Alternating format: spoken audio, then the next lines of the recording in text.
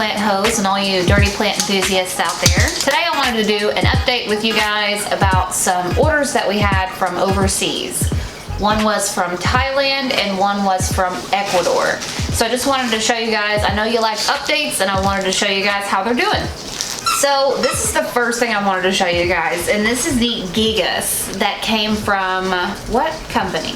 New Life Tropicals was the Gekas. So first they sent us one Gekas. That was mush. And it was mush. And then they sent us a replacement Gekas with another plant, which I'm going to give you an update on. But this is what is left of the Gekas. So this is the only piece, and this is actually from the first Gekas. This is the only piece that's actually making it. You can see there's actually some roots there, some pretty considerable roots. And that's it from number one.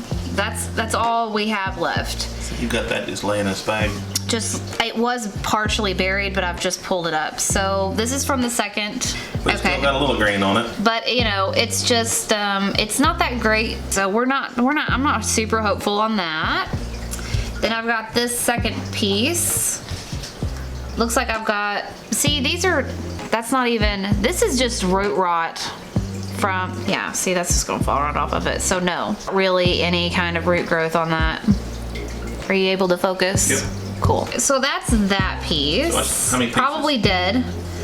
I'll show you, I don't know, a couple. And then I've got this piece, and it's not doing anything either. But it does have more promise than some of those other pieces, right? Because there's still a lot of green and not like a super big ton of rot there. So we'll see how it goes. So that's it for the Gekas. One surviving little tiny node out of all of it, but I should be able to get that planted up, and then we should have one Gekas on our hands, but I'm not gonna make any mistakes by leaving it out in the open. So you don't think the other three are gonna do anything? No. No, they just haven't fully died yet. The deal with that was the stem pieces in between the nodes when I got it were completely shriveled. So even when I cut it up, I knew that my chances of getting something that would actually work in a propagation box were slim to none. So the long and short of that is don't buy a Gekas from New Life Tropicals. I wouldn't. And I'm not gonna say anything ugly about that company because whatever, that's like, it's a delicate plant, and buyers should be kind of educated on what they're buying, you know what I mean? And that was one of those deals where Casey wanted to get me something nice, and he didn't realize how sensitive the Gekas was. So here is the second thing that Casey ordered that got shipped with the replacement plant. Also from New Life. Also from New Life Tropicals, and this is the Monstera FB Prannoy DS. So this is a gorgeous plant, and it's not gorgeous right now. That's not what I'm saying. I'm saying it will be gorgeous. So these leaves, you guys remember, were pretty damaged when I got them in the mail. They haven't recovered that much, but since then, this is all the growth that's happened. It's come loose right here from this previous leaf. It's come up, this leaf, I think was, what do they call that? DOA, right? So it just came out completely black. But this new leaf right here, it had like a false start or something. Y'all, it's just been acting crazy, but I can tell, you can see right there, that is clearly a new leaf. I love football analogies while you're doing your Do what? False start.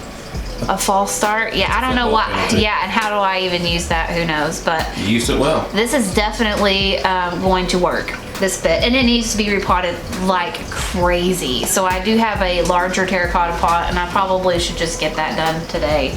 Okay, on that same video where I unboxed the Gekas, the replacement Gekas, and the FB Prannoy DS, we also had an order that day from Mountain Orchids, and I had gotten a Begonia, let me cheat and look. We got a Begonia U614, and I just, since it was in the same video, I thought I would go ahead and give you guys an update on that. I thought that was a U641. You don't know. Crap. Oh, look, the dog's freaked out. Hang on just a second, let me go get it. So it wouldn't get. They're pretty cute.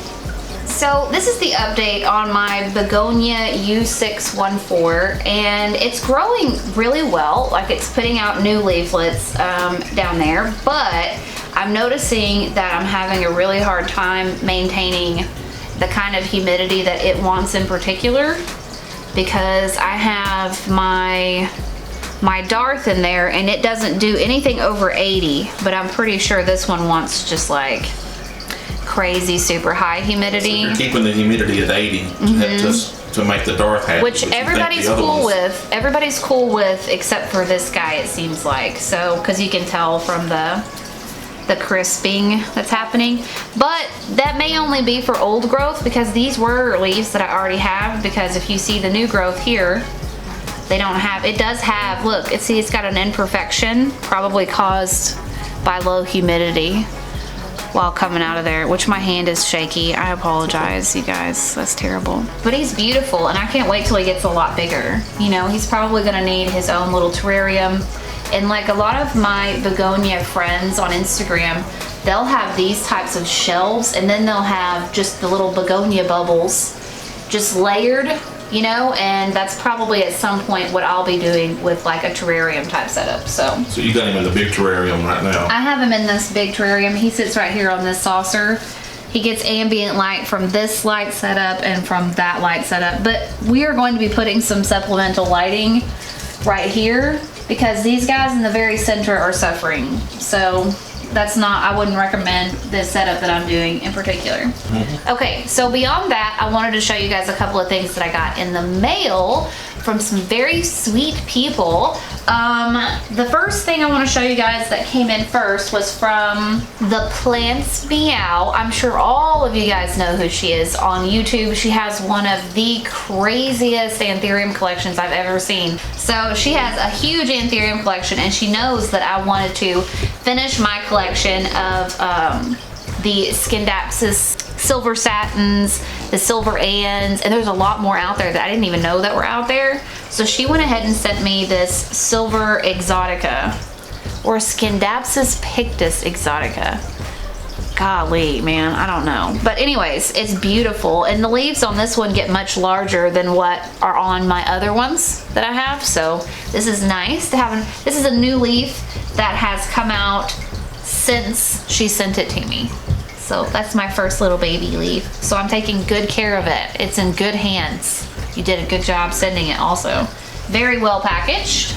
And then on that same day, I think that I got something from her. I got a few things from Cody at the Plant Channel, because he's always spoiling me and he's always sending me like overflow. He's like the overstock outlet, and I'm the only person that has a little discount card. So it's pretty cool. He sent me this. This is a Begonia Brevemosa Exotica hybrid that he sent me, and I am in love with it. I've always been kind of like really partial to pink, you guys know that, and this one in particular has just really stunning variegation on it. I mean, it's quite amazing. Now, if you guys know the other Brevemosa subspecies exoticas, they have like a bright red type of variegation, and I'm not really into the cherry red. I love the pink, but I'm not a big fan of red. So this actually suits my needs 100%. I love it. It's super cute. That same package, he also sent me this cute little stilted picanha. And it's still in its little moss deal. It's still really moist in there. And I just haven't, we went to Lowe's the other day and I was looking for pots, and I couldn't find the perfect pot for it yet. I don't know how I haven't picked this plant up in my collection thus far, because I really, really do like it. I think I've always seen it, and it was probably way overpriced every time I've ever seen it. So I'm looking at you and not the camera today for some reason. Well, I'm right behind it, so. I know, but it's weird. You keep looking at me, you'll be all right. Okay, and he also sent me, besides this little stilted picanha, he also sent me a begonia that I have been eyeballing forever.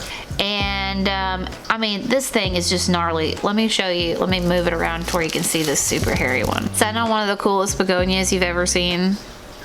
And it seems to, so far, be totally cool with being at 80% humidity. It's not crisping up of the leaves or anything like that. So I love it. I can't wait to give it its own little cute little private home to grow in and add it to my little collection. And as you can see, this tank is full, and these plants really haven't fulfilled their potential yet. So this is only gonna last for so long. And then we're gonna have to start stacking them one on top of the other. Oh, I see Darth.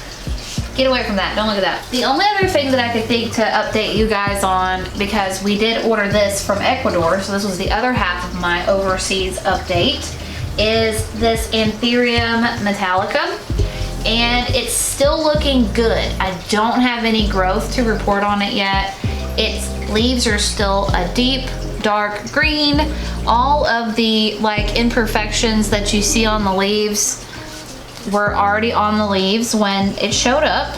So, you know, what are you gonna do about it? I do have leaf coming up in this sheath. Let me spin it around even more. So right here inside of this sheath, which I don't want to peel it back because it will snap, but right here inside of this little sheath, there is a leaf bud coming through there, but it is just taking its sweet, sweet ass time. And I think that it's gonna wait until it gets really warm in our bedroom before it does anything. I think these anthuriums like it to be quite a bit warmer also. You know what I mean?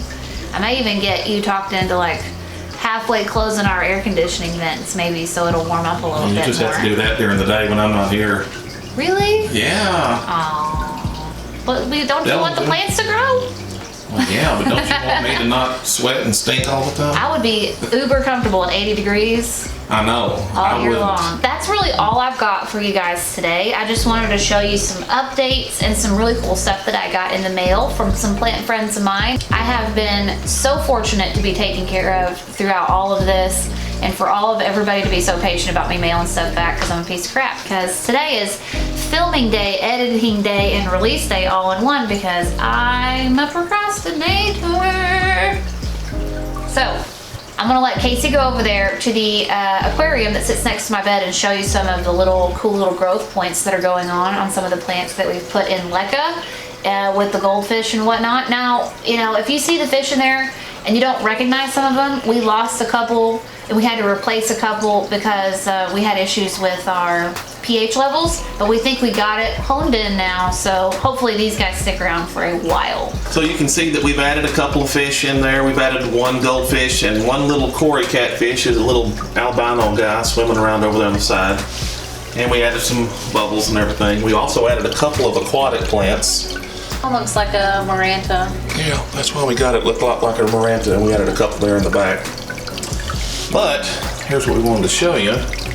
Is we took the grow light that we unboxed a little bit ago. I forget who it was from.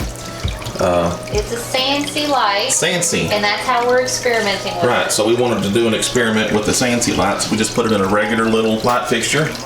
And we put a varicosum cutting in there, along with the struggling Emerald Ints. That was a replacement plant from Enid many moons ago. Yeah. We put them in these 6-inch net pots. We also have got 3 varicosum node cuttings right there, just straight nodes. And we're starting to get a little bit of growth. Here, let me show you. I'll let Rachel do the talking there. Let me just show you, I'll show you. Yeah, and we just put some chopsticks through these pots to kind of hold them up over the glass right now. We're going to build a more permanent fixture. So, right there. Can you see that growth point? Yep. Okay, right there. Yeah. Okay, wait. Here you go, can you see it? 3 growth points.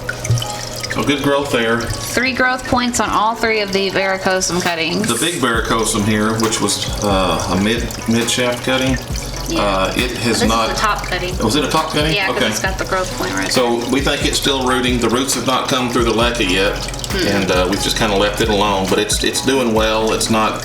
So we think it's just rooting. And then the Emerald Ints has actually got 2 growth points sticking up there. Yeah, and I'll show you the big fat root coming off the bottom. Whoa. There's its first little crazy root coming out. The other 2 don't have roots coming out yet, but I wanted to show you that we've got them sitting about 1 inch to 2 inches, actually sitting in the water at all times. We've got the bubbles coming up, trying to hit them underneath to kind of add some a little bit of air to the roots, aeration to the roots.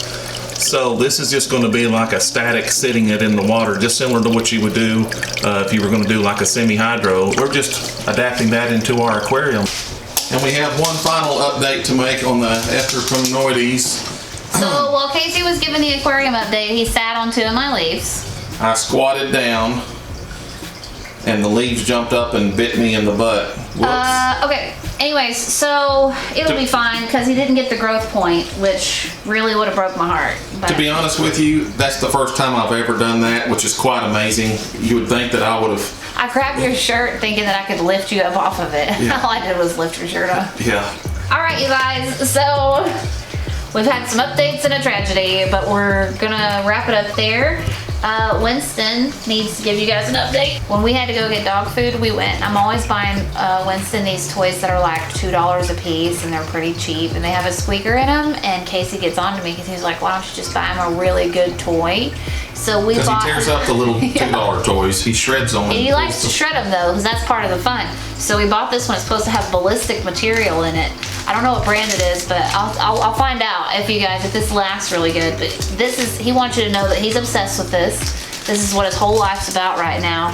And I just wanted to let you guys know that. Oh, don't tear up the rest of my stuff, you guys. Maybe it was Winston that broke it, not me. It wasn't Winston. Thank you guys for coming.